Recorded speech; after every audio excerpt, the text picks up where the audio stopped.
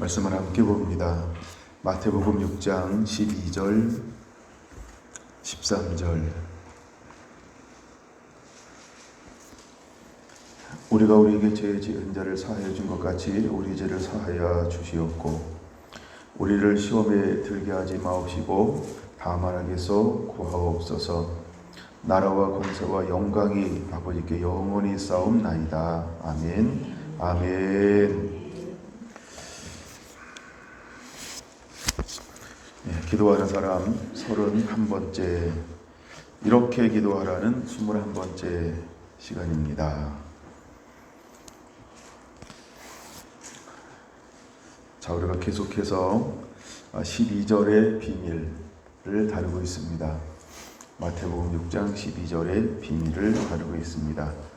오늘은 골로새서 3장으로 이 비밀을 나누어 보려고 합니다. 여러분, 골로새서 3장으로 넘어가겠습니다. 골로새서 3장 1절 봅니다. 그러므로 너희가 그리스도와 함께 다시 살리심을 받았으면 위의 것을 찾으라.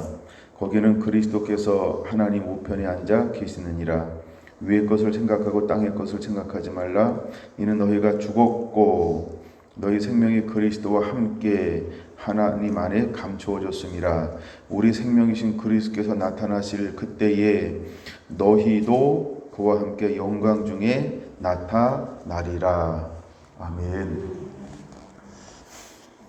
우리가 우리 죄를 사하여 준 것 같이 이것이 비밀입니다. 우리가 왜 용서하며 사랑하는 삶을 살아야 할까? 결국 마태복음 6장 12절의 비밀은 사랑하는 겁니다. 하나님은 우리가 왜 사랑하며 살기를 원할까? 골로새서 3장 1절에 말하고 있는 것처럼 그리스도와 함께 다시 살리심을 받았기 때문입니다. 내가 짓고 내 안에 예수 그리스도가 사는 온전한 그리스도의 사람이 되었기 때문입니다. 그래서 우리는 서로 사랑하는 삶을 살아야 합니다. 사랑하는 삶을 살 때에만 하나님의 나라 영광 위하여 사역할 수 있고 사역할 수 있습니다. 그렇게 쓰임받을 수 있습니다. 그래서 주님은 우리 보고 용서하라 라고 말하고 있는 겁니다. 용서하지 않으면 하늘의 비밀이 풀리지 않습니다. 용서하지 않으면 하늘의 능력이 임하지 않습니다. 용서하지 않으면 성령이 우리 안에 오실 수가 없습니다. 우리가 사랑했을 때 우리에게 말씀의 문이 열리고, 우리가 사랑할 때 그분 안에 들어갈 수 있고, 우리가 사랑할 때 성령의 임재가 우리 안에 오실 수 있고, 우리가 사랑할 때 하늘의 능력이 우리 안에 덮어지는 것입니다. 우리가 사랑하지 아니하면, 즉 용서하지 아니하면 하나님이 주고 싶은데 줄 수가 없습니다. 우리가 어제 그제 아가서를 통해서 나눴던 것처럼 4장 6절은 용서요 사랑입니다. 그리고 내가 온전히 죽는 것이지요. 이 부분을 골로새서 3장 5절에서 11절은 이렇게 말하고 있어요. 5장 1절, 그러므로 땅에 있는 지체를 죽이라. 우리가 그리스도와 함께 다시 살리심을 받은 사람의 특징이 뭐냐면, 첫째가 땅에 있는 모든 지체가 죽은 사람입니다. 땅에 있는 모든 지체가 죽은 사람입니다. 그래서 이것으로부터 우리는 시작이 되어지는 것입니다. 그리고 8절, 이제는 너희가 이 모든 것을 벗어버려라 라고 말합니다. 자, 이제 우리가 먼저 죽어야 합니다. 그러고 나서는 어떤 일이 우리 안에 일어나야 되냐 하면 벗는 일들이 일어나야 합니다. 전부 벗어버려야 합니다. 그러고 난 다음에 12절, 우리에게 입으라 라고 말하고 있습니다. 그러고 난 다음에 12절, 우리에게 입으라 이렇게 말하고 있습니다.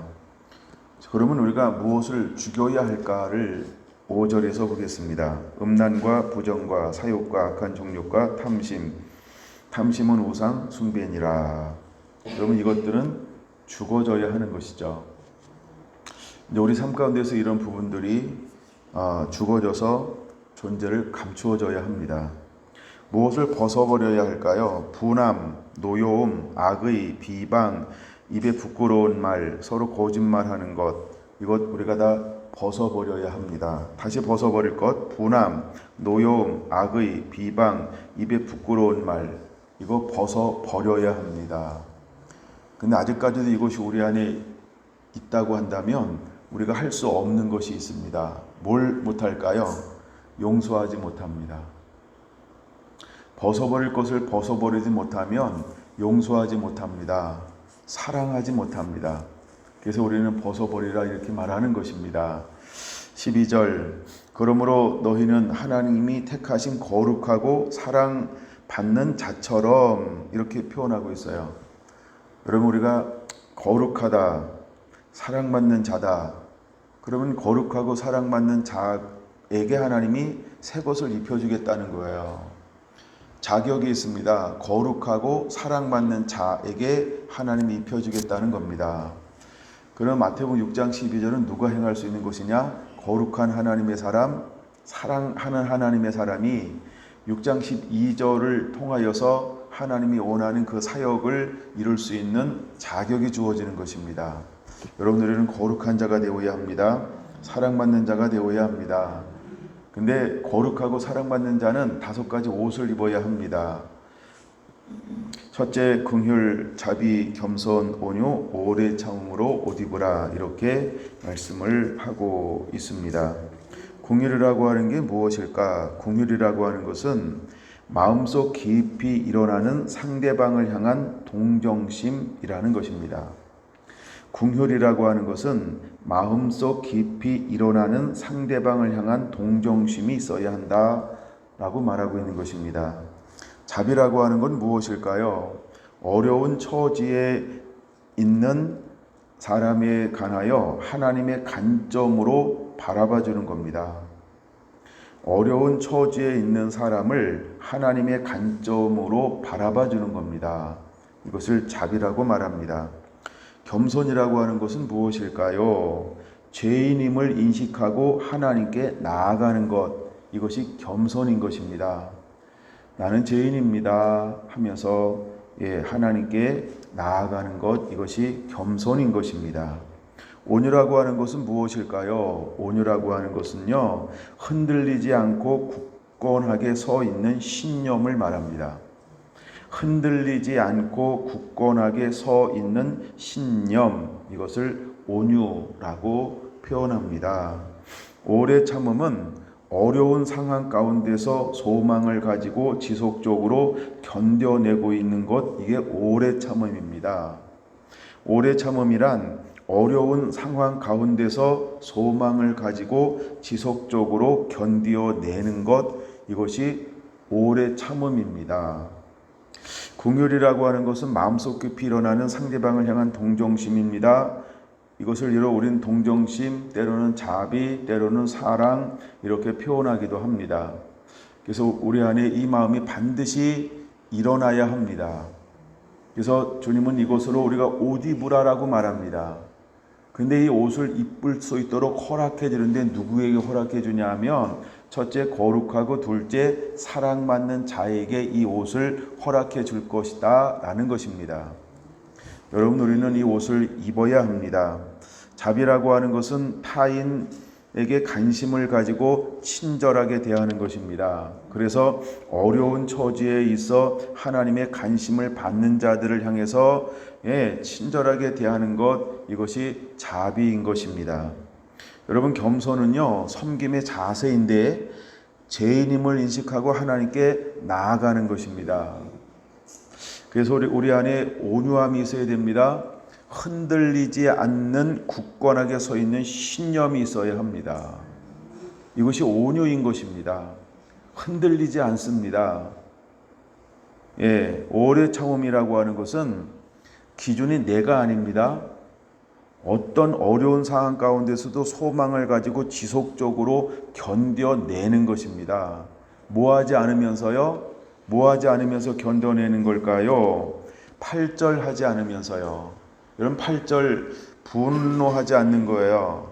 노여워하지 않는 거예요. 악의 그렇게 생각하지 않는 거예요. 비방 그거 하지 않는 거예요. 입에 부끄러운 말 이거 하지 않는 거예요. 그게 오래 참음이라고 하는 언어의 의미입니다. 제가 지금 나누어 주는 거는 언어를 다 찾아봤는데 언어의 해석을 제가 여러분에게 전달해 드리는 겁니다. 우리가 전에 생각하는 거하고 약간 뜻이 다를 수 있어요. 그렇죠? 저도 읽으면서 이게 이런 의미도 있구나라고 해서 제가 그렇게 적어왔어요. 예. 오늘은 원고가 좀 빡빡합니다. 많이 적어가지고. 예. 그래서 우리에게 이 5가지를 하고 나서 옷을 입으라 이렇게 말하고 있는 것입니다. 그런 다음에 13절 누가 누구에게 불만이 있거든 서로 용납하여 피차 용서하되 주께서 너희를 용서하신 것 같이 너희도 그리하고 그 옆에다가 마6 1, 2 이렇게 적어놔야 되겠죠. 마태복음 6장 12절이에요. 주께서 너희를 용서하신 것 같이 너희도 용서하라. 이게 마태복음 6장 12절이죠. 근데 이제 이렇게 시작합니다. 누가 누구에게 불만이 있거든 이렇게 말합니다. 여러분 불만이라고 하는 게 뭔가 이 언어의 뜻을 찾아보니까 잘 들어봐야 됩니다. 그리고 한 4명은 놀래줬으면 좋을 것 같아요. 제가 4명 굉장히 많이 잡은 거죠. 다 놀래야 한다는 것 같은데 사소한 결점을 있는 그대로 수용하고 사소한 결점을 있는 그대로 수용하고 지속적으로 단점을 책잡는 일을 중단해야 한다. 이런 의미라는 거예요. 3명은 놀라는데 1명이 안 보이네요. 예, 저 2층에 있나 봐요. 이것이 누가 누구에게 불만이 있거든 불만이라는 이 헬라어의 뜻풀이에요. 그러니까 사소한 결점을 있는 그대로 수용하라는 거예요. 사소한 결점이 있는데 그대로 수용한다. 요거 우리가 다시 그쵸? 예, 여러분 우리가 그러니까 정말 5절에서 11절까지의 삶이 안 되면 12절로 건너뛸 수가 없는 걸 보여주고 있는 거예요. 네. 우리 안에 분함 생기는 거 왜 생기는가? 노여움 생기는 거 왜 생기는가? 악의가 생기는 거, 비방하는 거, 입에 부끄러운 말하는 거, 서로 거짓말하는 거 왜 이런 거 생길까요? 그렇죠? 아직 내 안에 내 기준, 내 기준이 있어요. 그 다음에 내가 있어요. 예. 보통 이제 우리가 노여움은 젊은 사람보다는 좀 나이가 있는 사람들이 많고, 그 다음에 가난하게 사는 사람보다는 좀 부유하게 사는 사람들이 많고, 지위가 낮은 사람보다는 지위가 높은 사람들이 많아요. 왜 그럴까요? 예. 자아가 살아나서 그런 거예요. 그래서 여러분 그런 거 할 때 우리가 내려와야 되는데 뭘로 내려와야 될까요? 이 5가지의 특징으로 옷 입을 때는 이것이 평준이 돼요. 평준이 되는 게 뭘로 평준이 되냐면 인격을 존중합니다. 그래서 상대방을 뭐예요?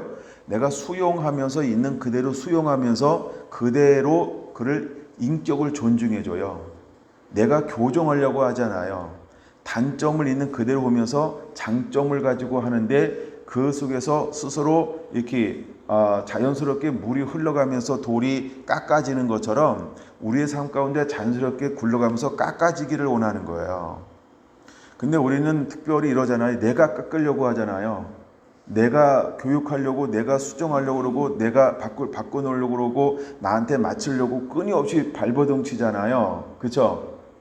예, 그래서 주님은 2단계에서 우리에게 그렇게 말하는 거예요. 자, 이제 긍휼로 옷 입어라. 이게 뭐예요? 끊임없이 너는 긍휼을 옷 입은 게 나타나는 거잖아요. 레바논의 의복을 입었던 것처럼 우리가 의복이라고 하는 건 계속 나타내는 거거든요. 삶을 사는 거거든요. 그냥 너 긍휼이 삶이 돼야 돼 이거예요. 예, 긍휼이 삶이 돼야 한다는 거예요. 자비가 삶이 돼야 되는 거예요. 겸손이 삶이 되는 거예요. 여러분, 온유가 삶이 되는 거예요. 오래 참음이 삶이 되는 거예요. 그걸 옷 입고라고 말하고 있는 거예요. 그래서 우리가 죽고 벗어버리고 난 다음에 입는 거예요. 여러분, 우리 삶에 뭐가 나타나야 될까? 이제 여러분, 이렇게 우리가 옷 입고 이것을 보여주는 자가 되어야 합니다. 그래서 누가 누구에게 불만이 있든지 서로 용납하여라고 말합니다. 그럼 이 불만 다음에 용납이라고 하는 게 뭘까요? 참을성 있게 받아들이다, 허락하다, 이런 의미예요. 근데 무엇을 참을성 있게 받아들일까요? 내 마음에 안 맞는 불평, 그거 그냥 불평을 하는 게 아니고 그거를 뭐라고요? 용납하는 거예요. 아, 나하고 다르구나. 내 문화가 다르구나. 삶의 방식이 다르구나. 예. 그 다음에 짐을 서로 진다, 이런 의미예요. 짐, 저게 부족하구나. 내가 져줘야 되는 거네. 어떤 건 100% 지는데 어떤 건 70% 지네. 야, 30%가 모자라는데 나에게 여유가 있는데 같이 져줘야 되겠구나. 이게 용납이라는 단어라는 거예요. 예, 용납이라는 단어라는 거예요. 그 다음에 혐오를 참는다. 이게 용납이라는 거예요. 혐오를 참는다. 이게 용납이라는 거예요.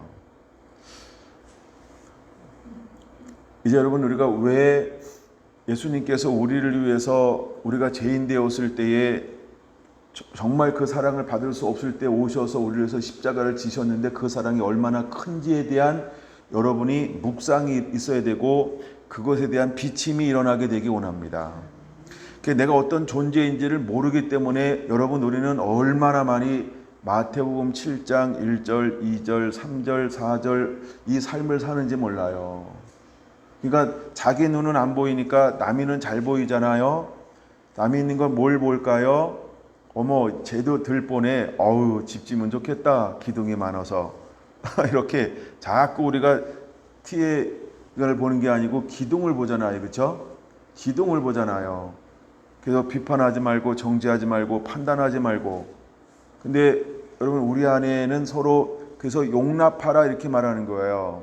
만일 누가 누구에게 불만이 있거든 서로 용납하라 이렇게 말하고 있는 거예요.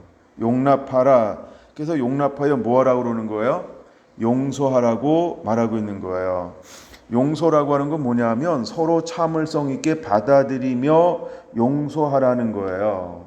이거는 굉장히 강한 경고의 형식을 띠고 있는 거죠. 이거는 해도 되고 안 해도 되고가 아니고 하나님의 명령이라는 거예요. 야, 너는 무조건 용서해 라고 하는 거예요. 하나님이 우리에게 이거는 강한 의지를 가지고 이건 너의 생각과 판단과 사고와 상관하지 않고 나는 너에게 말한다. 용서해 라고 하는 거예요. 여러분, 우리 생각을 엄청난 수정이 일어나야 되겠죠? 엄청난 수정이 일어나야 되겠죠? 엄청난 수정이 일어나야 되겠죠? 이게 용서라고 하는 거예요. 용서라는 거예요. 하나님 우리에게 이것을 요구하고 있어요. 그리고 그거 하고 난 다음에 그 다음에 다음 절에 뭐 하라고 말씀하고 있나요? 그거 말씀하기 전에 이 13절을 한마디로 어떻게 해석하는지 한 번 더 읽어드릴게요. 즉 오해나 반목 속에서 비난하지 말고 지속적으로 인내함으로써 서로를 있는 그대로 수용함으로써 인정해주는 관용적인 태도를 취하는 것을 요구하는 것이다. 나중에 음성 파일 또 들으면서 또 적으시고요. 한 번만 더 읽어드릴게요. 즉 오해나 반목 속에서 비난하지 말고 지속적으로 인내함으로써 서로를 있는 그대로 수용함으로써 인정해주는 관용적인 태도를 취할 것을 요구하는 것이다. 이게 이 말씀의 뜻이라고 하는 거예요. 저도 주석을 제가 자세히 읽어보면서 제가 놀랐어요. 아, 이런 의미가 있구나. 예, 이런 의미도 있구나. 그래서 오늘은 일단 제가 너무 주석이 새로 와가지고 주석 그대로 읽어줘도 일단 굉장히 은혜가 될 것 같아요. 그래서 제가 많이 적어왔습니다. 네. 그 다음에 14절 그거 한 다음에 뭐 하라고 그러는 거예요? 14절 이 모든 것 위에 사랑을 더하래요. 엎친 데 덮친 격인가요? 피하려고 하다가 낭패를 만났나요? 이 모든 것 위에 사랑을 더하래요. 예, 주님은 우리에게 그것을 요구하는 거예요.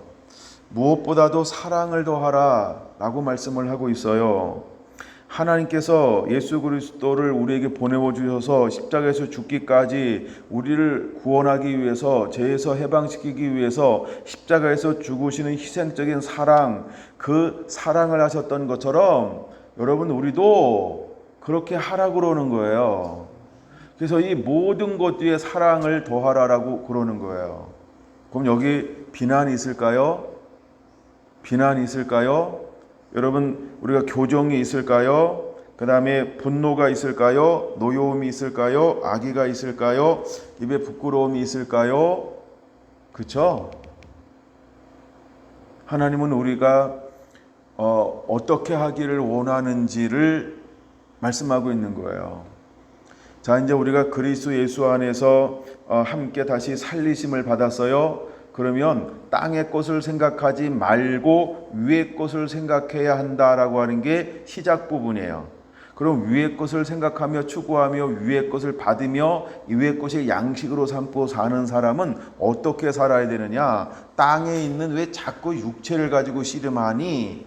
육체를 가지고 씨름하는 건데 그건 네가 씨름하는 게 아니라 다른 사람의 육체적인 것은 네가 포용하는 거야, 품는 거야.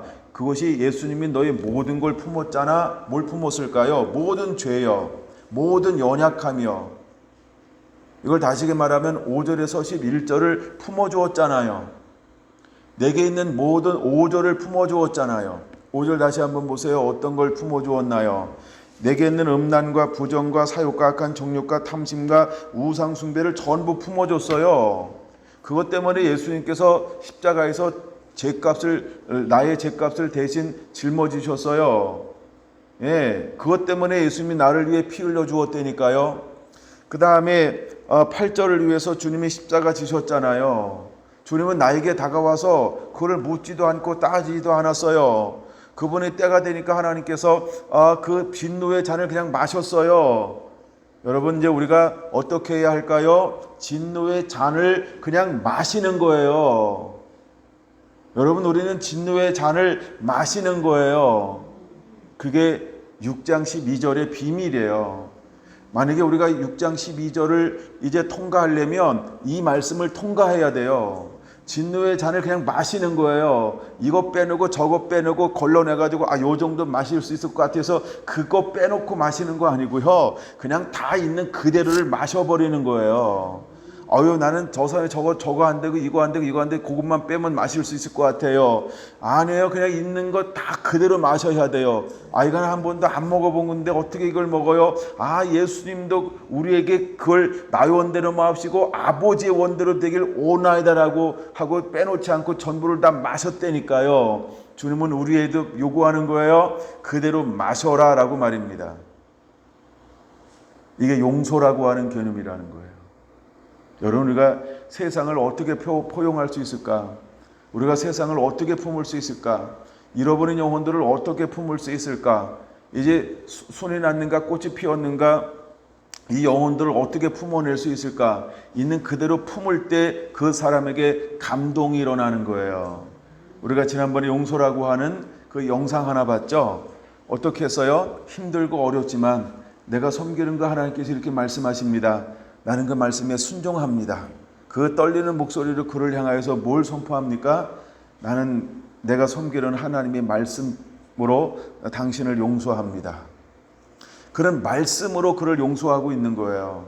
내가 섬기는 그 신앙, 나는 그 신앙 때문에 주님 나에게 요구하기 때문에 나는 당신을 용서한다라고 말하고 있어요.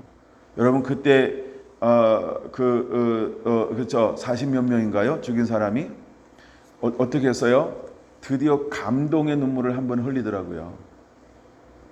무엇이 사람들을 변화시킬까요? 무엇이 문을 열게 만들까요?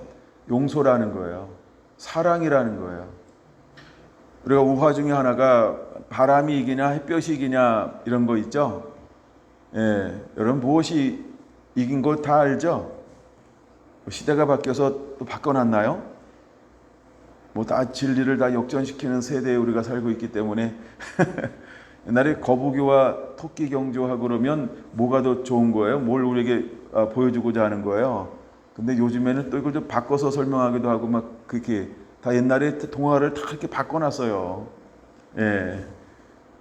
그래서 이제 개념을 막 이렇게 바꿔놨단 말이에요. 우리가 받아쓰기도 바꿔놨던 것처럼 예, 많은 걸 너무너무나 바꿔놔가지고 이 사고 체계가 정말 가치관이 오래 산 사람과 좀 더 우리보다 좀 덜 사는 사람이 많은 차이가 있기는 합니다. 자, 근데 하나님은 우리에게 뭘 말하고 있는 걸까요? 여러분 이건 도덕에서 가르칠 수가 없는 부분이에요. 이거는 하나님만이 우리에게 가르칠 수 있는 거예요. 이거는 그분만이 우리에게 요구할 수 있는 거예요. 그럼 이제 여러분 준비됐나요? 여러분 누구에게 불만이 있거든 서로 용납하고 피차 용서하되 주께서 너희를 용서하신 것 같이 너희도 그리하라 라고 말씀하고 있어요. 준비됐나요? 주께서 너희를 용서하신 것 같이 너희도 용서하라 라고 말씀하고 있습니다. 여러분 이거 그대로 수용할 수 있도록 준비가 되었나요?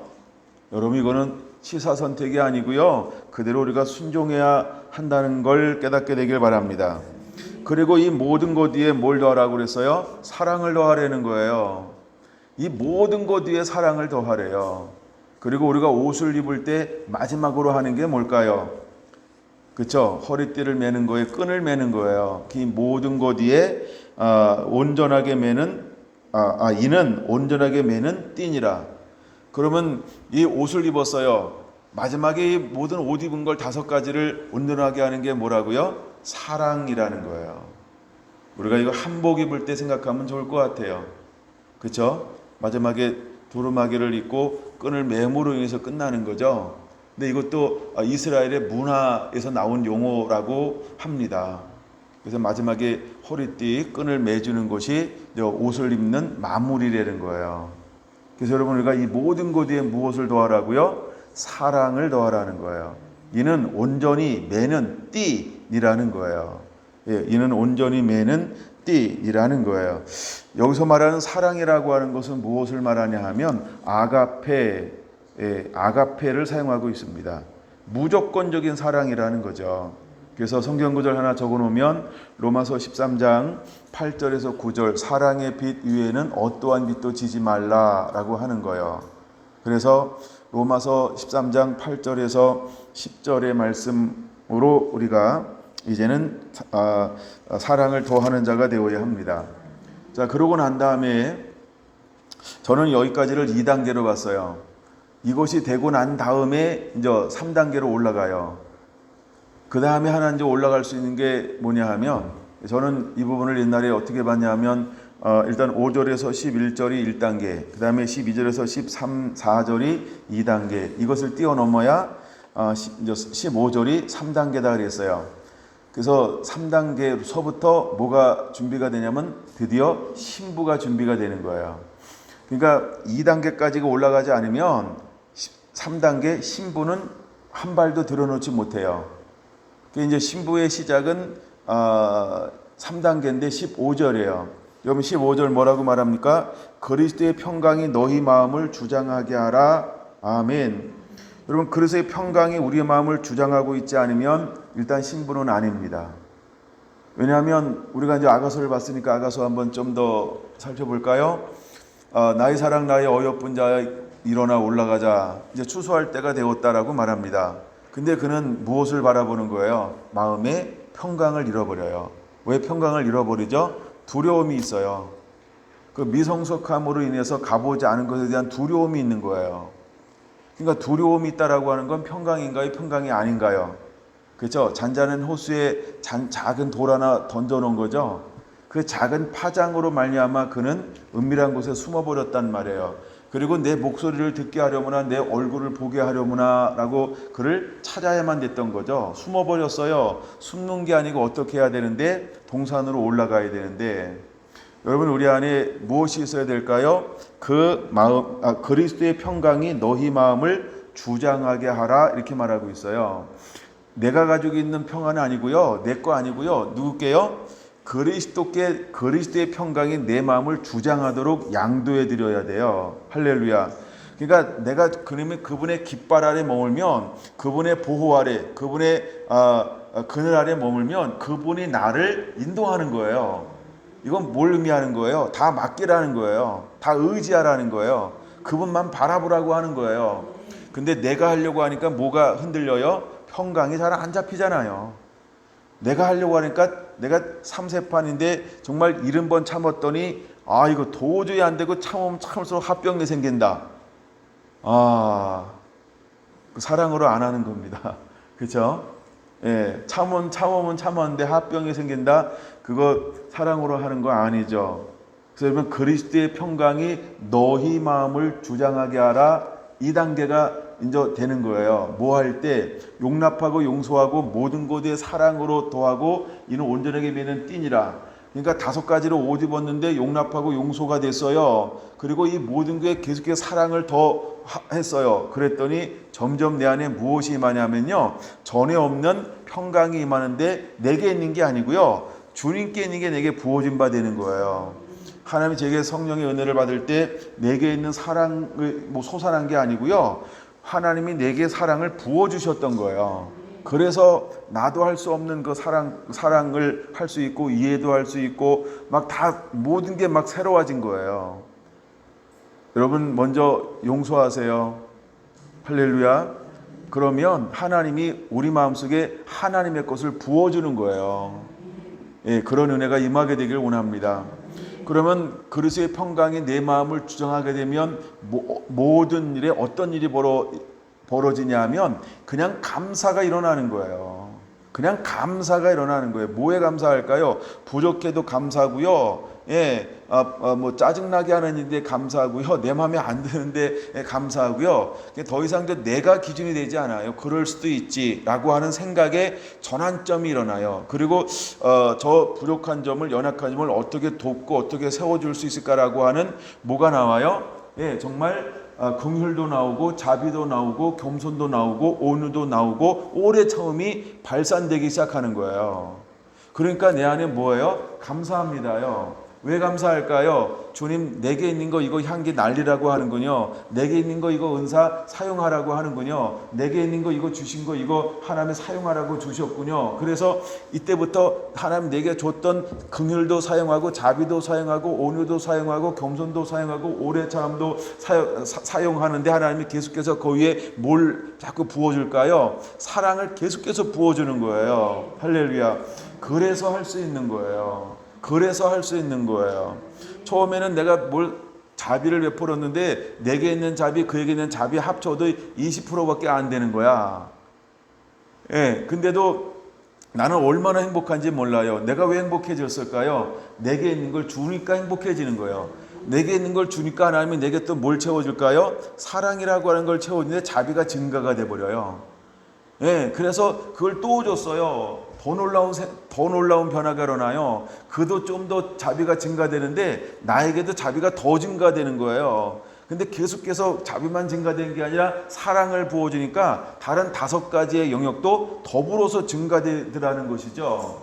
그러니까 우리가 여러분 자꾸 분노하고 노여하고 책잡고 혐오하고 지적하고 교정하려고 하고 그런 거 하는 게 아니고요. 품는 거예요. 그대로 받아들이는 거예요. 그리고 서로 세우는 거예요. 할렐루야. 여러분, 하나님께서 우리에게 오셔서 불꽃 같은 눈동자로 은주야 하면서 지적한다고 생각해 보세요. 몇 개 지적받을까요? 예, 10,000개 하겠죠? 10,000개가 꽉짝 꼽힌다 이 말이에요. 하나님께서 우리를 지적하면요, 정말 우리는 쥐구멍이 아니고 바늘구멍에서도 들어가려고 그럴 거예요. 예. 이사야가 그런 거예요. 우리가 죄가 하나님 앞에 보이면 정말 우리는 만개할 거예요. 근데 여러분, 우리가 지적하는 사람 좋아요? 품는 사람을 좋아해요, 여러분? 이웃을 내 몸처럼 사랑하면 안 될까? 그게 내 몸처럼 사랑하는 거예요, 이웃을. 그쵸? 근데 여러분, 우리는 어떻게 했어요? 나는 아니라고 생각하는 거야. 그리고 자꾸 뭐만 보여요? 그쵸? 기둥만 보여요, 기둥이요. 예, 기둥만 보여요. 다음부터 눈 깔아요. 눈 보지 말고 뭘 봐요? 남이 눈 속에 있는 거 자꾸 보지 말고 눈 깔아. 예, 아니면 인중을 보든지 입을 보든지 딴 데 봐요, 딴 데. 남의 있는 허물 보는 게 아니고. 그래서 여러분, 우리가 감사하는 자가 되는 거예요. 할렐루야. 이게 제가 굉장히 쉽게 오늘 나누는 이유가 이게 너무 중요한 부분이라 그런 거예요. 이게 너무너무 중요한 부분이라. 예. 그래서 이거를 제가 꼭 한번 다루고 싶었었어요. 예. 이거는 용서의 부분에서 너무너무 중요한 부분인데, 골로새서 3장이 이거 어마어마한 걸 보여주고 있다. 이건 꼭 다루고 넘어가야 되겠다라고 제가 꼽아놨던 것 중에 오늘 펼치는 거예요. 근데 이게 얼마나 은혜가 되는지 몰라요. 그쵸?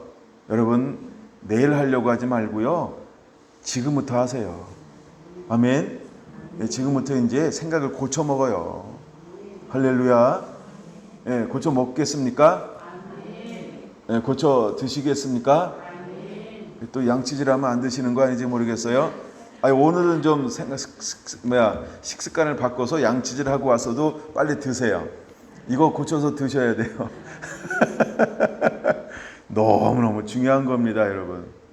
여러분, 하나님은 우리를 그렇게 하는 거예요. 아멘. 아멘.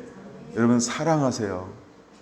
이 모든 것에 사랑을 더하라고 그랬어요. 여러분, 사랑해요. 무조건적으로 사랑하는 거예요. 먼저는 여러분, 징계를 먼저 하려고 하지 마세요.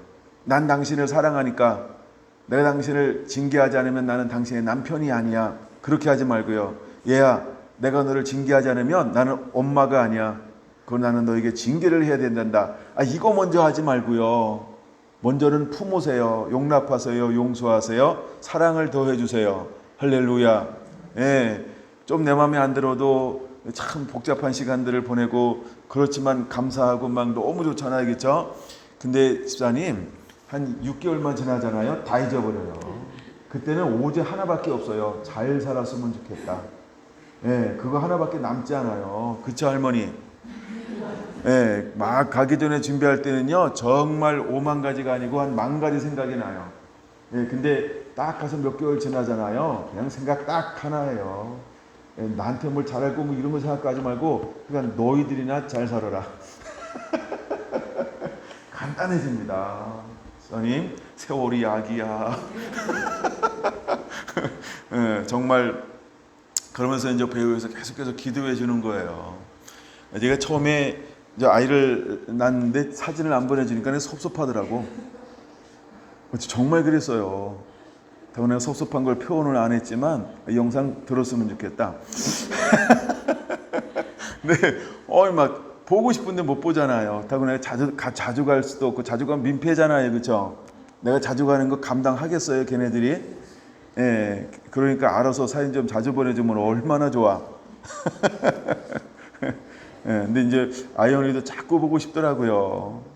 근데 요즘에 이제 사진을 자주 안 보내줘서 제가 이제 많이 참고 있어요.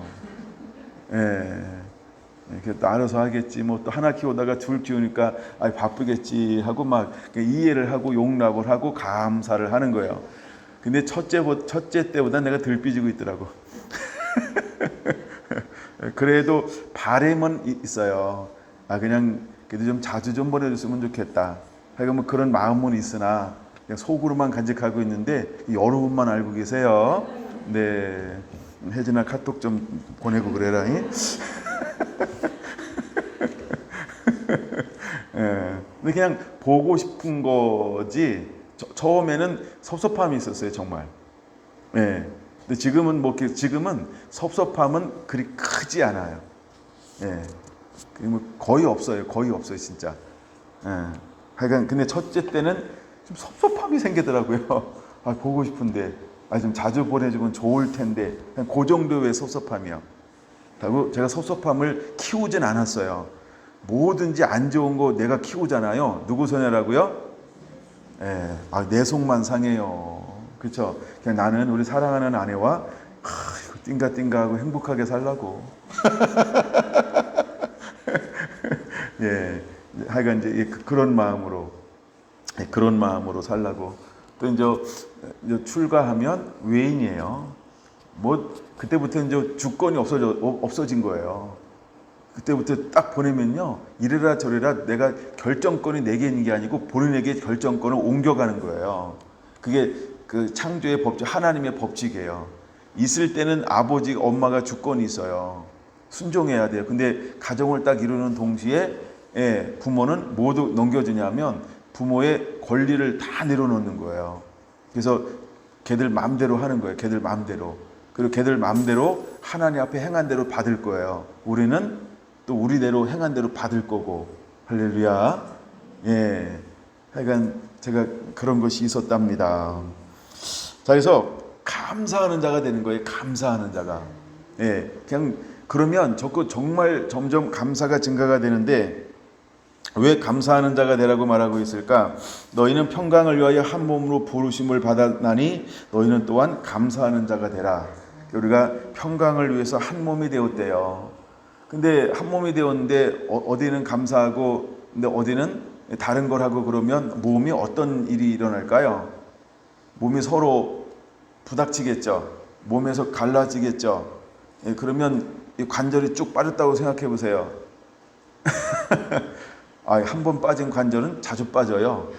습관적 탈골 뭐 이런 것도 있고 막 이래가지고요. 그래서 여러분들이 우리가 한 몸이라는 거예요. 그래서 내 몸을 위해서 감사하는 자가 되세요. 할렐루야. 여러분 감사해야 좋은 호르몬도 많이 분비된답니다. 아멘. 예, 그냥 참고 살지 말고요. 감사하며 사세요. 화병 나지 말고 감사하면서 사세요. 아멘. 우리 성도들 얼굴 다 밝아요. 감사하네. 장로님도 감사하면서 사시죠? 네. 감사하면서 사셔야 됩니다. 자, 이게 3단계예요. 그래서 그리스도의 평강이 내 마음을 주장하게 해야 돼요. 그러면 어떤 일이 벌어지냐면 흔들리지 않아요. 뭐에 흔들리지 않냐면 세상에 어떤 것이 온다 할지라도 흔들리지 않아요. 근데 세상에 어떤 것이 오기 전에 뭐에 안 흔들리는지 아세요? 나 자신으로부터 흔들리지 않아요. 내적으로부터 흔들리지 않아요. 내적으로부터. 사실 나의 가장 나를 해치는 적이 누굴까요? 나. 못돼 먹은 나요. 내 안에 있는 죄성, 내 안에 있는 유격, 내 생각, 그죠? 내 마음. 내가 스스로 계속 막 불을 떼요. 의심도 떼고 섭섭함도 내가 만들어내는 거고요. 그죠? 미움도 내가 만들어내는 거예요. 나 혼자 그러는 거예요. 누가 날 미워합니까? 그죠? 미워하는데 내가 모르고 무관심하잖아요. 미워하는 걸 몰라. 근데 내 안에 계속 자꾸 씨앗을 만들어내요. 그죠? 그러니까 제일 먼저 중요한 게 내가 스스로 안에 그리스도의 평강이 나를 주장해야 돼요. 할렐루야. 할렐루야. 그래서 이것을 용맹을 바라고 라는 의미예요. 용맹을 바라고 내 안에 스스로 나라고 하는 것을 지켜내야 돼요. 그리스도의 평강이 내 마음을 주장하면 내 안이요. 이 죄의 싹이 그냥 없어져 버려요.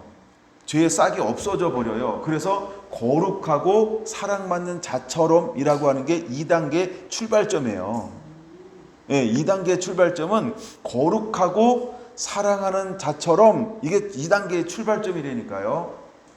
예, 근데 여러분들이 이걸 막 건너뛰고 스스로 막 아닌데 올라가고 싶고 막 첨벙첨벙 막 돌아다니니까 그게 질서가 안 잡혀서 그러는데, 이거 어쨌든 첨벙첨벙 뛰어다녀도 이 질서대로 가면 우리 안에 그대로 하나님이 원하시는 걸 준비할 수가 있어요. 그러니까 이 신부가 아가수의 술람이 여인이 주님의 그 주인의 초대를 받아서 잔치집에 들어갔고, 아니면 그의 침상에 앉아가지고 뭐 모략을 뭐 풍기든 뭘 풍기든 그 안에 뭐가 없어져 버려야 돼요? 나라고 하는 작은 여우가 완전히 그분 깃발 안에서 사라져 버려야 돼요. 그분을 100% 의존해야 돼요. 의지해야 돼요. 할렐루야, 할렐루야. 예, 이것이 우리의 신앙이고 믿음이어야 할 줄로 믿습니다. 자, 그 다음에 이제 2단계에서 이게 실제로 이루어지면, 첫째, 내 안에서 먼저 영적 전쟁의 승리가 일어납니다. 두 번째, 그러면 바깥에서 굉장한 전쟁이 오죠. 그러면 바깥에서 오는 것 또한 여러분 우리는 용맹을 발하는 자가 될 겁니다. 밖에서 내 안으로 어떤 것도 들어오지 않아요. 그게 그리스도의 평강이 나를 주장하면 바깥에 있는 그 환경이 나를 무너뜨릴 수가 없어요. 왜? 그리스도의 평강이 나를 주장하니까요. 할렐루야. 그래서 사랑의 병이 났잖아요. 성 안을 순찰하는 자들이 와서 상처를 주고 파수꾼이 와서 내 웃옷을 취하여 가는데도 불구하고 그는 흔들리지 않아요. 왜 그럴까요? 강하고 용맹을 바라는 현상이 그대로 일어난 거예요. 무엇 때문에? 그분의 사랑 때문에요. 그러니까 내가 죽어주고 온전한 그분만을 신뢰하는 그 나의 원대로 마옵시고 아버지의 원대로 되기를 원하이다라고 하는 그 작은 유황의 산을 통과하잖아요. 그것을 기점으로 하나님이 이 평강이 부어진 바 됐어요. 놀라운 변화가 실제로 일어나는 거예요. 근데 우리가 실제가 아니고 계속해서 이론으로 머리로 막 이걸 내 열정이고 내 욕망으로 취하니까 막 뒤죽박죽 돼가지고 늘 혼란스러울 수 있어요. 그러므로 여러분들이 은혜를 정말 이렇게 차곡차곡 그렇게 실제로 받아야 합니다. 할렐루야. 그런 우리 성숙함이 일어나게 되기 원합니다. 자, 그런 다음에 이제 4단계가 마지막 단계인데, 그리스도의 평강이 내 마음을 정하고 우리가 한 몸으로 부르심을 받았으니 모든 것에 감사하는 자가 되면 그때부터 열려지는 게 있어요. 이제 이것이 이제 안정이 딱 되잖아요. 3단계가 안정이 되잖아요. 흔들림이 없잖아요. 그냥 항상 기뻐하고 쉬지 말고 기도하고 범사에 감사하라. 이는 그리스도 예수 안에서 너희를 향한 하나님의 뜻이니라고 하는 게 그대로 이루어지잖아요.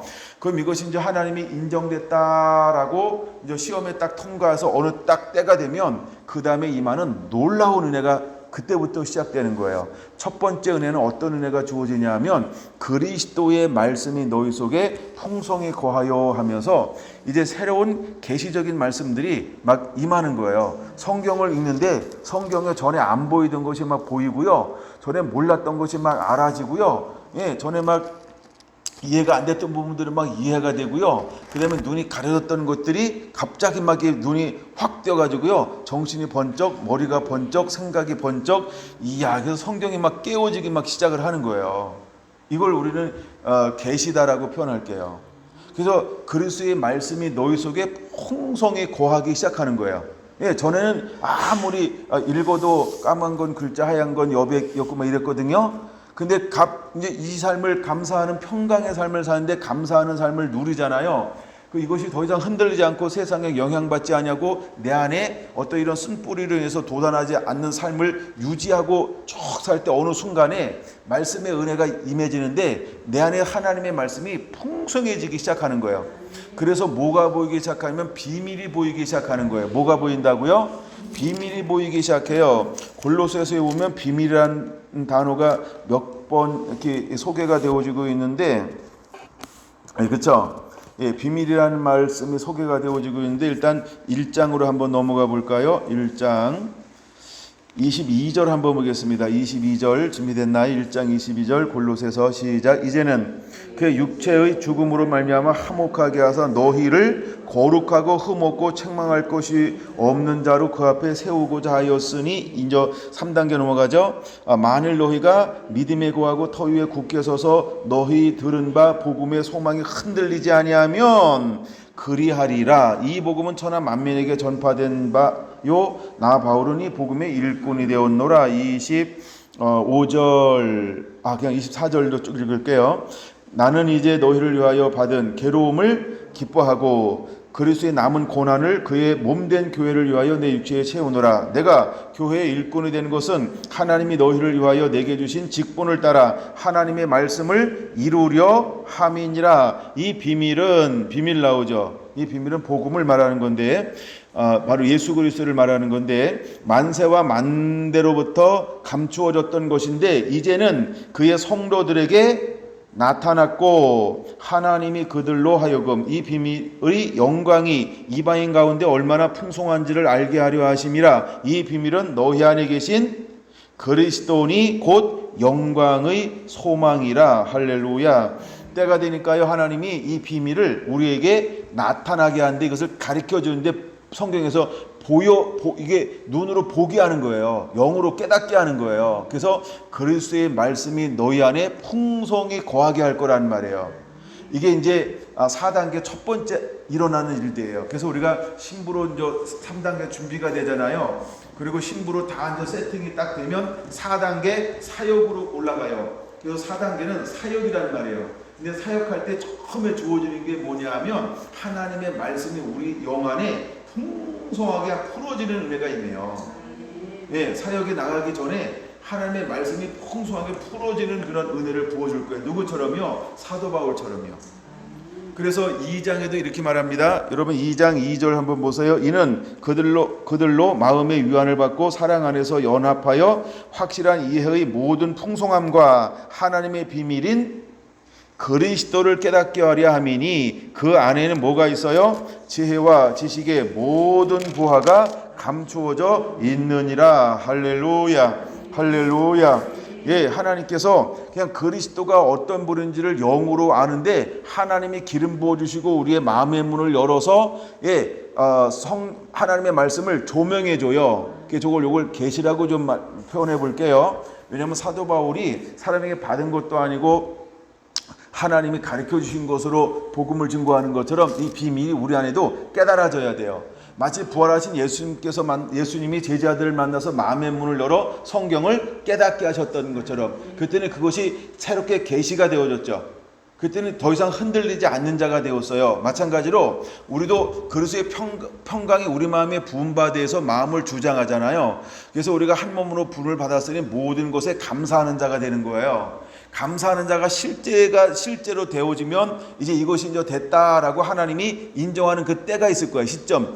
그 이후에 그때부터 무엇이 임하기 시작하냐 하면 그리스도의 말씀의 풍성함이 우리 가운데 풀어지는 은혜가 임하기 시작할 거예요. 할렐루야. 그래서 예수님이 부활하셔서 누구에게 말씀을 풀어주나요? 11제자에게요. 가룟 유다 빠졌고 그 11제자에게 특별히 풀어주는 거예요. 거기는 아무나 오는 게 아니고 그래서 11제자에게 말씀을 풀어줘요. 예, 11제자에게. 그런 것처럼 우리도 주님이 마지막 때 쓰기 전에 뭘 풀어줄 것이냐 하면 이 말씀을 풀어줘요. 그래서 우리가 우리에게 죄진 자를 사하여 준 것 같이 우리 죄를 사하여 주옵소서. 그리고 왜 우리가 용서해야 될까요? 왜 우리가 사랑해야 될까요? 용서하고 사랑해야만 뭐가 풀어지는 거예요? 1단계, 2단계, 3단계 일단은 1단계, 2단계, 3단계 이것이 실제로 풀어져요. 그리고 4단계가 실제가 돼요. 그래서 우리가 사역할 수 있는 6장 12절을 이룰 수 있어요. 그럼 우리가 사역이 딱 시작이 되잖아요. 그러면 다만 하게서 구하옵소서 이게 실제로 이루어지는데 하나님이 우리에게 천군천사를 보내줘가지고요 쉽게 무너지고 패배하지 않게 만들어요. 하나님이 우리를 강한 용사로 만들어버린다니까요. 근데 전에는 연약했단 말이에요. 전에는 돌파하지 못했단 말이에요. 전에는 생각도 못했어요. 근데 어느 순간 딱 되면요 하나님 우리에게 권능을 업시켜줘요. 권세를 업시켜줘요. 갑자기 막 영적 진급을 시켜줘요. 그래가지고 웬만한 영적 전쟁에서 쉽게 지는 게 아니고요. 그냥 그 노출이 돼도 이기고 또 이기고 또 이기고 또 이기는 자의 삶을 살 수 있도록 하나님께서 은혜를 부어주는 거예요. 이게 신부의 권세라는 거예요. 여러분, 그래서 우리가 왜 이렇게 기도해야 되는지에 대한 이 의미를 다시 한번 마음에 새기고 여러분 이것을 사모하게 되기를 예수님의 이름으로 축원을 드립니다. 할렐루야. 할렐루야. 이게 4장에도 있는데 비밀이란 단어가 4장 하나 더 볼게요. 4장 2절부터 봅니다. 기도를 계속하고 기도에 감사함으로 깨어 있으라. 또한 우리를 위하여 기도하되 하나님이 전도할 문을 우리에게 열어주사. 누가 열어준다고요? 네, 하나님이 그리스도의 비밀을 말하게 하시기를 구하라. 내가 이 일 때문에 매임을 당하였노라. 4절 같이. 이것이 계시라는 거예요. 이것이 계시예요. 이게 뭐냐 하면 그리스도의 말씀이 너희 속에 풍성히 거하게 하는 은혜를 제일 먼저 부어줘요. 네. 그러니까 그리스도의 말씀이 풍성하게 풀어져요. 그랬더니 사도들이 나서 복음을 증거할 때 그 시대에 가장 지혜로운 사람들이 사도들이 전하는 복음을 듣고 뭐라고 이렇게 이구동성으로 놀랍니까? 저 사람이 학문 없는 사람으로 알았다가 이렇게 말하죠. 여러분을 향해서 동일하게 세상이 그렇게 말할 겁니다. 저 사람 대학원 나왔나? 미국 갔다 왔나? 유학파야? 라고 막 놀랄 거예요. 왜요? 무명인데 어제까지 수도권 운전하는데 언제 저렇게 말씀을 이렇게 막 얘기할 거예요. 여러분의 주인공 되기를 예수님의 이름으로 초원합니다. 할렐루야.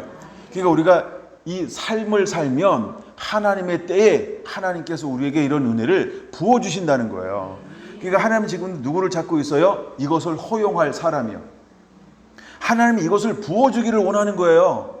이건 여러분 내가 공부만 해서 되는 게 아니고요. 그렇죠? 물론 공부라고 하는 기초에 깔아놔야 됩니다. 그래서 어떤 삶을 살아야 할까? 이제는 용서하고 사랑하는 삶을 사는 거야. 그리고 이 말씀의 소망을 붙잡으세요. 그러면 하나님께서 우리에게 이 은혜를 부어줄 겁니다. 그러면 우리는 그릇에 먼저 2단계가 중요해. 1단계는 일단 죄와 싸워 죽이고 벗어버리는 거잖아요. 이거 다 할 거 아니야? 안 했나? 안 했으면 빨리 하세요. 시간 가기 전에. 세월을 아끼라 때가 악하니라. 세월을 아껴야 됩니다. 그리고 근데 2단계에 들어서 하나님 우리가 거룩하고 사랑받는 자에게 하나님께서 무엇을 입혀주기 시작합니까? 공율과 자비와 겸손과 오래 참음과 겸손으로 못 빼먹었죠? 하여간 하나님께서 옷 입혀주실 거예요. 온유함으로. 이렇게 옷 입혀주신다는 거예요. 그러면 서로 용납하고 용서하는 거예요. 무조건 용납하고 용서해 주세요. 안 되는데 그냥 용납하는 거야. 기준이 내가 아니라니까 왜 내 만족을 자꾸 생각해요? 이거 굉장히 수준 낮은 건데 질 떨어지는 거예요. 하나님이 질 떨어지니까 하나님이 쓸 수가 없어. 왜 스스로 질을 낮춥니까? 그렇죠? 그러니까 이제는 그냥 세상에 나 혼자 있다 생각하고 다 용납하고 용서하세요. 할렐루야. 할렐루야. 여러분 생활 습관을 바꿔버려야 됩니다.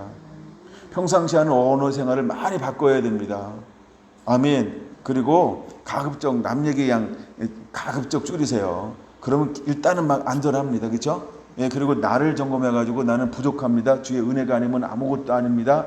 하면서 계속해서 내게 하나님 이런 긍휼의 마음과 자비의 마음과 온유의 마음과 겸손의 마음과 오래 참의 마음을 하나님 부어주시옵소서. 할렐루야.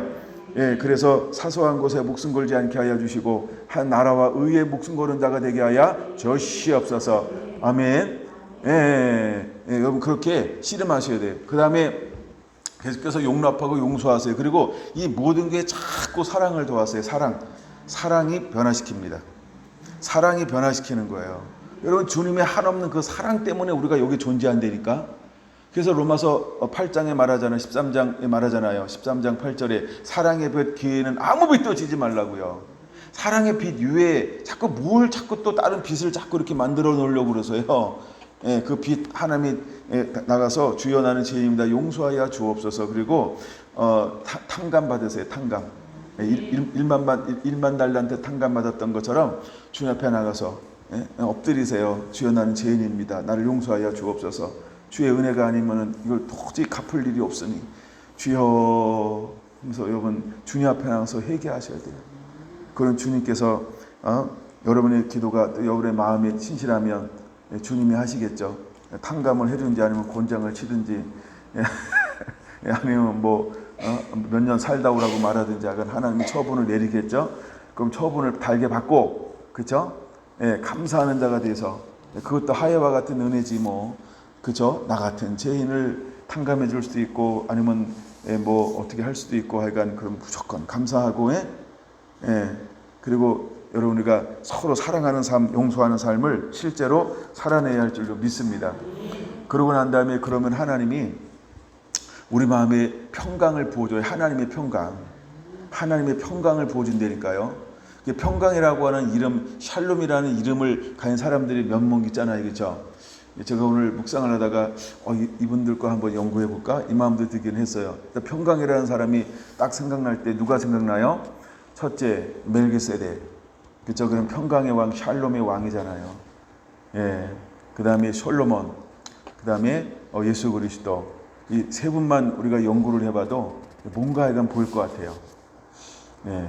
제가 앉아서 한번 주님하고 묵상하면 뭔가 줄 것 같더라고요. 제가 오늘 운동하다가 좀 묵상하는데 갑자기 샬롬이 갑자기 궁금해지는 거예요. 이 샬롬의 이 샬롬의 이 다윗의 키 같은 이게 와 대단한 게 열릴 수 있겠구나. 샬롬이. 예. 이게 왜냐하면 제가 13장 계속 골로새서를 묵상했거든요. 근데 그리스도의 평강이 내 마음을 주장하게 하라. 그럼 평강이라고 하는 게 샬롬이거든요. 그럼 그리스도의 평강이 어떤 비밀을 가지고 있을까? 왜 주님은 우리에게 평강의 마음을 부어줄까? 그러면 그리스도의 평강이 내 마음에 부음받으자면 나는 뭐 한다는 거예요? 요동칠 수밖에 없고 흔들릴 수밖에 없고 사단의 참수에 넘어질 수밖에 없다는 거예요. 그러고 보니까 요셉이 왜 무너지지 않았을까? 아브라함이 왜 의심하지 않고 갈 수 있었을까? 요셉이 승리할 수 있는 비결은 어디 있을까? 그 다음에 여호수아가 흔들리지 않고 말씀에 붙들려 갈 수 있었던 비결은 어디에 있었을까? 이런 게 막 착히 묵상이 되는데 그것이 하나님이 그 마음속에 뭘 부어주었을까? 하나님에게 있는 평강의 마음을 부어주었구나. 그래서 이 모든 환경을 보지 않고 뭐만 보는 거예요? 그렇죠? 나를 평강케 하고 나에게 명하신 주님을 바라볼 수 있는 이 깃발 아래 온전히 머물 수 있는 은혜가 주어져서 실패하지 않고 그 사역을 감당할 수 있었던 거로구나. 이런 사람은 세상에 감당치 못하더라. 마귀가 포기한 사람들이 있어요. 이런 사람들은 어떤 사람일까요? 그렇죠? 평강의 사람이요. 흔들리지 않는 사람이요. 흔들리지 않아. 욥이 다 뺏겼는데 흔들리지 않아. 흔들리지 않는데 어떻게 유혹할 수 있겠어요?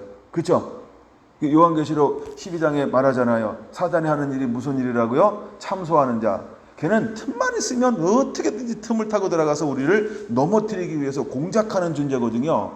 근데 믿음의 사람들은 공작이 안 됐어. 왜 공작이 안 됐을까? 틈이 없어서. 그럼 어찌 틈이 없었을까? 그게 그리스도의 평강이 마음에 부음받았기 때문이구나.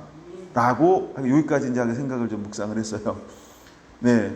그러니까 한 설교가 10편 이상은 나오겠죠? 더 나올 수도 있고. 이야. 그래서 갑자기 평강이라고 하는 게 키워드구나. 이런 마음이 훅 들었어요. 네. 정말 평강이 중요한 겁니다. 여러분 스트레스 받는 거, 열 받는 거, 얼굴을 책임지지 못하는 거 대부분 왜 그럴까요? 평강이 흔들려서 그런 거예요. 평강을 손상시켜서 그런 거예요. 네, 다음 주일 나올 때 분 좀 바르고 오세요. 이렇게 빨간 거. 네.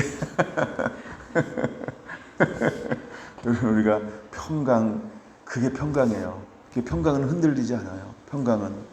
네, 다니엘이 그 가운데서도 흔들리지 않는 것은 왜 그랬을까? 하나님 주신 하나님이 누군지를 아는 거예요. 그러니까 그분이 그 마음에 뭘 부어준 거예요?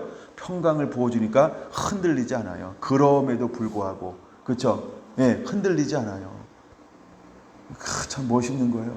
그렇구나. 근데 하나님께서 우리에게도 뭘 부어주겠다고 말씀하고 있는 거예요? 평강. 할렐루야. 평강을 부어주겠대요. 하나님이. 그럼 평강을 부어주면 그 다음에 그 삶이 바뀌는데 어떤 삶으로 바뀐다고요? 범사에 감사하는 삶이요. 그럼 여러분 한번 삶을 생각해 보세요. 교회에서나 집에서나 그다음에 혼자 있을 때나 많은 사람이 있을 때나 또한 둘이 있을 때나 10명이 있을 때는 감사하는 용어를 많이 쓰는가 아니면 감사하지 않는 요소를 많이 쓰는가 그게 여러분의 정체성이에요. 예, 물론 저도 많이 바뀌어야 됩니다. 목사님 바꾸세요 이래도 괜찮아요. 근데 우리 서로 한번 바꿔봅시다. 어떤 단어 쓰자고요? 감사요. 서로 감사하는 자가 되라. 서로 감사하는 자가 되라. 자꾸 감사하면 사단이 발 붙일 틈이 안 생겨요. 그러니까 사단이 지금 발 붙일 틈이 너무 넓어가지고 그렇죠? 예, 오히려 우리가 발 붙일 틈이 줄어들었잖아요. 감사를 적게 해가지고. 그럼 지금부터 우리가 감사 운동 합시다. 감사 운동. 예? 감사합니다. 감사합니다. 나 옛날에 코미디 나올 때 그 코너 참 좋아했어요. 왜 있잖아, 이거. 그렇죠, 이거. 어떻게 하는 거예요? 박자도 잊어버렸다, 이제. 감사합니다. 감사합니다. 예, 이거 좀 하다가 폐지가 되더라고. 하여간, 이거 좋은 거, 그런 거 해야 되는데.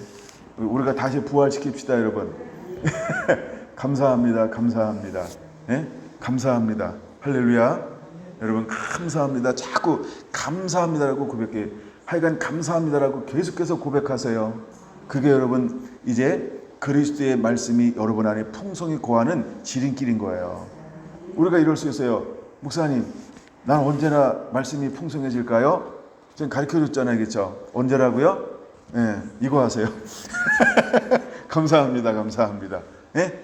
계속 이래도 감사하고 저래도 감사하고, 예? 그렇게 하세요. 예, 감사. 정말 우리가 감사가 마음으로도 끊임없이 올라오는 거예요. 그리고 우리가 끊임없이 뭐 하자고요? 5가지의 옷의 향기, 이건 5가지 옷 입고 삶을 살고 있어야 돼요. 할렐루야. 그러면 계속해서 이 모든 것 사랑을 더해 주실 거예요. 아멘. 아멘. 예, 서로가 용납하고 용서하는 거예요. 용납하고 서로 용서하는 거예요. 제가 이 마지막에 해석을 너무 좋아가지고 적어왔잖아요. 예? 그 13절 마지막 해석에 다시 한번 읽어드릴게요. 오해나 반목 속에서 비난하지 말고 지속적으로 인내함으로써 서로를 있는 그대로 수용함으로써 인정해주는 관용적인 태도를 취할 것을 하나님은 요구한다는 거예요. 예. 그러면 여러분 우리가 어떻게 해야 할까요? 여러분 우리가 있는 그대를 받아들인 거예요. 나 같은 죄인도 용서함 받아서, 그렇죠? 그러니까 내가 어떠한 죄인인지 모르기 때문에 자꾸 하는 거예요. 그러니까 나 같은 죄인도 용서함 받았기 때문에 여러분도 이제는 감사하는 자가 되세요. 감사가 답입니다. 자꾸 감사하는 자가 되세요. 감사하는 자가 되세요. 예, 박성재 집사님 감사하는 자. 할렐루야. 아이들하고 영적 전쟁을 벌여야 되기 때문에 감사가 다 키우는 분들보다 좀 어려울 수 있을지 모르지만 그래도 감사할 수 있도록 제가 손 하나 얹어 드릴게요. 감사하는 자가 되시기 바랍니다. 감사하는 자가 되시기 바라고, 특별히 어렵고 힘든 환경 가운데 있는 분들은 당장 감사가 어려울지 몰라도 감사로 돌파하세요. 감사하다 보면 쉽게 이기고 돌파하게 될 겁니다. 할렐루야. 여러분 감사를 한번 자꾸 해보시기 바랍니다. 예전에 비밀 얘기하다가 글로 넘어갔는데 하여간 6절까지 여러분들이 한번 읽어보시고요. 골로새서. 그러면 첫 번째 하나님께서 우리에게 주시는 비밀이 뭐냐 하면 그리스도의 말씀이 너희 속에 풍성에 거하게 한다는 거예요. 여러분 이거 얻고 싶지 않아요? 근데 하나님이 반드시 쓰기 위해서 무조건 첫 번째는요, 그리스도의 말씀을 너희 속에 풍성에 거하게 만들어줘요. 이게 은혜입니다. 두 번째는 어떤 은혜를 부어주냐 하면요, 모든 지혜로 피차 가르치며 권면하게 할 거예요. 모든 지혜로, 그 모든 지혜로 피차 가르치며 권면하고 이렇게 말하고 있는 거예요. 그러면 모든 지혜가 뭘까요? 말씀이죠. 말씀으로 뭐 할 거예요? 가르치고 권면하는 거예요. 그래서 그것이 4장 3절에 말씀하고 있는 것처럼 하나님이 전도할 문을 우리에게 열어주사 그리스도의 비밀을 말하게 하기를 구하라. 내가 이 일 때문에 매임을 당하였노라. 그리하면 너희가 마땅히 할 말로서 이 비밀을 나타내리라. 할렐루야. 그래서 우리가 하나님이 가르치고 권면하게 할 것입니다. 그래서 수많은 사람들은 이제는 주께로 추수하게 될 거예요. 주님께 추수할 거예요. 가르치면 뭘 가르칠까요? 하나님의 나라. 할렐루야. 그래서 그 사람들을 추수하게 하는 거예요. 돌아오게 하는 거예요. 하나님이 이 일을 하게 할 겁니다. 몇 시에 시작했죠 오늘? 9시인가요? 나 지금 시간 봐가지고. 보통 우리 몇 시에 끝났죠? 몰라요? 저도 지금 깜짝 놀랐어요. 지금 저렇게 돼가지고 곧 마칠게요. 이제 시간 간 줄 몰랐어요. 자, 깜짝이야. 자, 다음에 이거 그 다음에 시와 찬미와 신령한 노래를 세 번째 부르게 할 거예요. 시라고 하는 거 이렇게 한번 생각해 봅시다. 그냥 구약. 그 다음에 찬송은 신약인데 복음.